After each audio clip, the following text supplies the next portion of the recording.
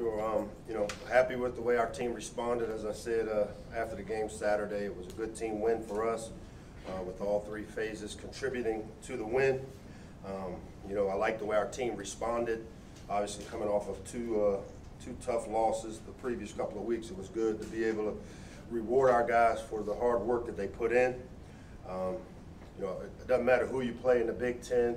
To get a road win is always a good thing, and going up to Rutgers and being able to come away with the win on the road was good for our team. And now we have the challenge of going on the road again to play a Purdue team that, much like us, has been battling injuries, but they continue to play really, really hard. And so again, we expect to get their best today, get their best this week, and we're looking forward to the challenge.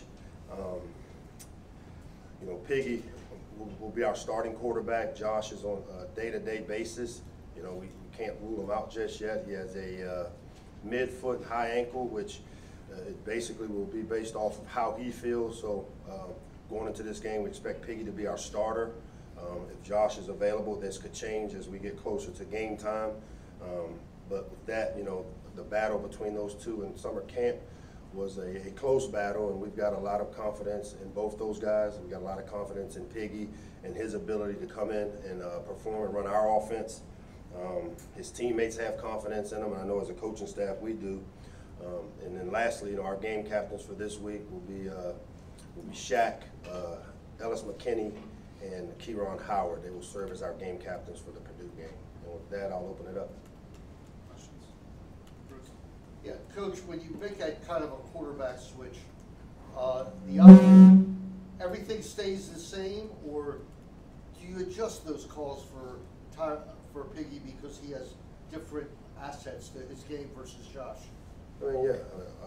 Obviously you will definitely call the game for what your strengths of your quarterbacks are. I think both those guys' strengths are very similar. I think Piggy does add a different element because of his ability to make plays with his feet, but the way our system operates, whether it's the RPO system, whether it's the zone read stuff that we can do with both those guys, we have a similar menu of plays that we call for both.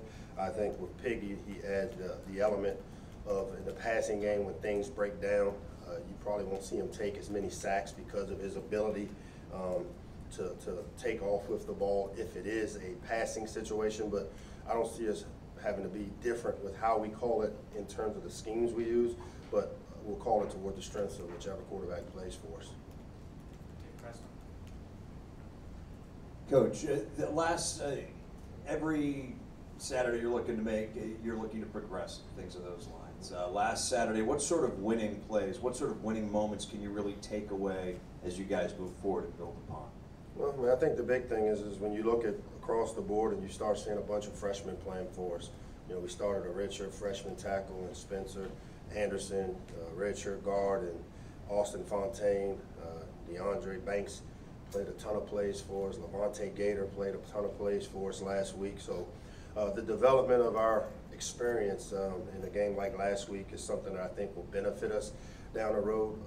With the injuries we've had up front, losing 3 starters, with our center in the right side of our line, seeing those other guys come in, Austin and Spencer, and then Ellis be able to go inside and play center.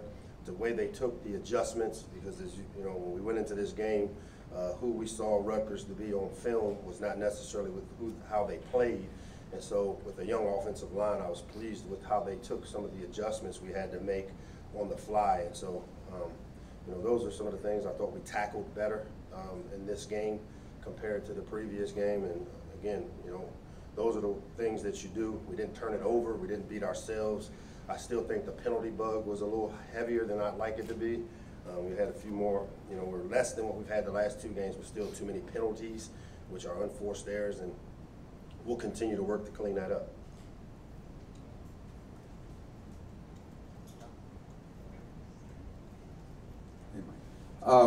In terms of Piggy, what you saw of him in the second half, I know you said that you would have liked to have ended the game a little better. Sure. But in terms of him getting the ball out quickly, that seems to have been a big area where maybe you were not as happy with Josh, early in the season getting the ball out quick.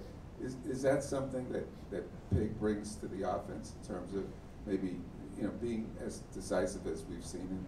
Yeah, Josh is a really good decision maker, and so I thought the first few games of the year, Josh made fast decisions. Obviously, as we took on some of the injuries up front, those things, those affect your quarterback up front and how quickly and I thought, again, the discipline of keeping your eyes down the field on your reads and not necessarily looking at the rush maybe affected Josh more than necessarily him being slow with getting the ball out. But I think Piggy has a really good grasp of what we're asking him to do. Again, he brings a little different element in that little twitchier as a guy back there as the thrower. The ball does come out a little quicker in terms of the release. But I thought both those guys, like I said, they had a great battle this summer. I think Piggy's really improved the area where he had his weakest strengths, which to me would have been throwing the football. And I've seen great improvement from Piggy being able to throw the ball. And we saw some of that, which at the end of the game, which is kind of why we continue to call it that way, because we had to get some meaningful reps and the experience of running our system, throughout the course of the game, even though the game maybe had been a little more in the bank per se. When you've talked about how this offense has been more big little than you would like, what do you need to see execution-wise to kind of minimize the amount of little that you're seeing? I mean, just efficiency on first down. Early in the year, we were gaining 4 more on first down, staying on track, and that's the key to it. When you have negative plays or you don't gain yardage on first down, puts you at a disadvantage with your second down calls sometimes, and then if you're inefficient there, then the third and longs are really hard to manage. And so for us, our first down efficiency needs to get back to where it was earlier in the year. And again, we can help that with somehow we call it. But the execution up front, blocking, the perimeter, all those little things really show up on first down. So we just got to get a little better on first down. Ace mentioned that a big thing he worked on in the offseason was improving, his reads of offenses and just kind of the mental aspect of the game. What kind of work did you see him put in the offseason, to do that? Well, I think the big thing is knowing what your weaknesses are, and that's the way our program is set up.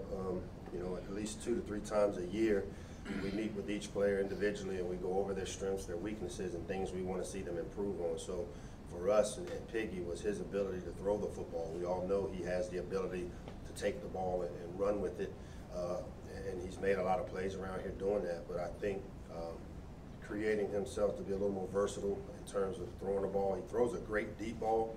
I think some of the intermediate stuff is where I've seen the biggest improvement, as well as just decision making in terms of reading his keys, and then the RPO stuff that we do is really important that your quarterback is disciplined with his eyes and where his eyes are to be able to get the ball to the right spots. To your right, Mike. Coach, can you talk about the development of your inside linebackers, specifically Ely and Campbell, and their growth and what they've brought to the program so far? Yeah, we feel like we've got 3 starters in there, because you throw Isaiah Davis, who's played a lot of football, and is a starter there next to Ace, and the way Chance Campbell has continued to come on, we feel good about it, that position. I mean, when you look at, Chance and Ace, they both are really long, physical guys that can run inside out to the ball. We saw Ace and his ability in the interceptions. He's forced a fumble, 12 tackles. He really played probably his best game thus far. And again, we've seen Chance make some plays for us as well. So the development of those 2 guys and knowing that they're young football players in our program leads me to believe that we're in pretty good position there at the inside linebacker position because of the way they're able to make plays. To your left, Cody. Coach, with Rondell Moore being out with injuries still. Is he out? Well, he's still dealing with injuries. Who are some of the Purdue playmakers that catch your eye on film, and what are you looking for them to do on Saturday? I mean, number 3, Bell, their receiver, is a big, long receiver that's made plays. They use number 33 a lot like we use a Jake Funk, a real workman-like, tough guy that they try to find ways to get him the ball. Obviously the quarterback, they're well coached. Coach Brom does a great job in developing quarterbacks. So, I know they put an "or" next to the quarterbacks, but I do know this, and Brom worked for Coach Zook at Illinois, and we know the background of them, that both whoever plays quarterback will be well coached for them on that side of the ball. So, our key is obviously, much like us, they've got some injuries and things going on up front. and they haven't necessarily been able to run the ball as well as I know that Coach Braun would like to when you study them, and we are very similar in where we are on that side of the ball with the offensive line. So again, it's going to come down to being able to handle the trenches, not allow them to get the running game going, but because of their ability to throw the ball, we've got to do a great job of staying in coverage. We like to play man coverage. We like to pressure the quarterback, and you know, one of the things when you watch them on tape that they do a really good job of are the back shoulder throws, which versus man coverage are one of the toughest throws to defend. So we've got to work our tails off this week to defend the back shoulder throws that obviously those quarterbacks, being well coached, have the ability to make. I wasn't here right at the start. Is Josh the only injury from Saturday? Yeah, and Josh is day to day. I mean, okay. Because you know we've done all the research in terms of he's had MRI, he's had X-rays, and it's basically a midfoot and high ankle. So it's just a matter of how quickly the thing can calm down for him and see where he is. So he'll be a day-to-day guy, which allows obviously Piggy to be the guy that takes the snaps with the ones for us, and we'll find out more or less as we move further to the week. And Tyler DeSue would be the backup. Yeah. Just follow up on injuries in terms of when you're trying to, you know, with a developmental program as you call this, how hard is it to build confidence and build, you know, what you want from a team, especially when you have such key injuries on the offensive line, and how do you, as a coach, you know, sort of approach every week? I know it's, you know, you talk about next man up, but when you have such young guys who are the next men up, it obviously makes it tough. It does, but that's why we get paid to coach, to find ways to create opportunities for you to move the ball. You know, I've been around here for a lot of injuries where we've had to play with a linebacker at quarterback for 7 games. So you get creative.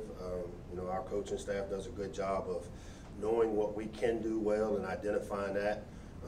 Again, it goes back to making sure that your best players are touching the ball as much as you can, and you try to limit the exposure you give, the areas of weakness you have. So that's what the game planning is all about, and we try to game plan around some of the youth and some of the injury things that we have going on, and not ask those guys to do things that they're not capable of doing just yet.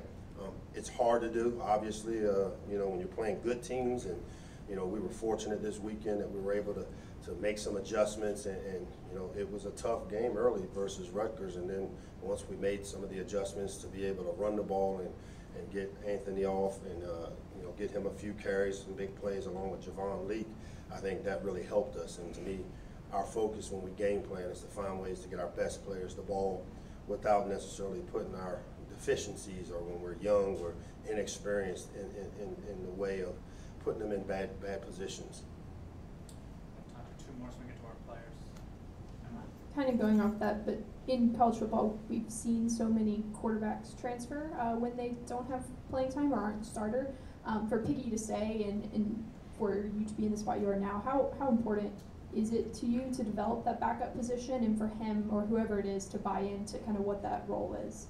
Yeah, I mean, that's been one of the pleasant surprises, and you know, I've been fortunate to be a part of this and see, you know, the unselfishness that the backup quarterback has, because you know, those guys want the opportunity to play, and unlike certain positions, it's hard to play 2 at once. But and I can't say that there aren't times where I know the backup quarterback and Piggy wouldn't be disappointed in not having opportunities. But one of the things we've always tried to do was to prepare him mentally that you have to be ready when your opportunity comes, and you never know when that is. And that's where I think, you know, we've seen Piggy's maturation in terms of preparing as if he's going to play, preparing as if he's a starter, and not necessarily, you know, wallowing in that I'm the backup or looking at himself as a backup. Because as I said, it was a really tight battle, and it came down to the guy that gave us the best chance to score points and take care of the football, and it was really close. And so we've prepared Piggy each week as if he's going to play.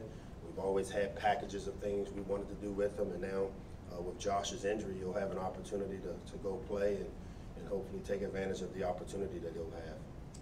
Last one, done. Given his experience, how vital is Antoine to this defense, and as well as the fact that, what does it say about him that almost all his tackles this year have been solo tackles as opposed to getting help from other people?